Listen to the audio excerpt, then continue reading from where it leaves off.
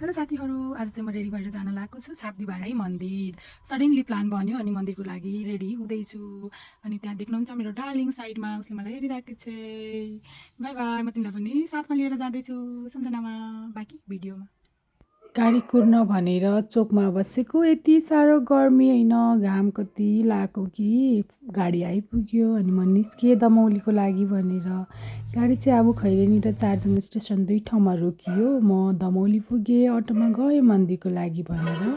Finally मन्दिर पनि आयो। कति लामो लाइन थियो। बाबुको नाम सङ्गमपुरी, नानीले मलाई इग्नोर गरे।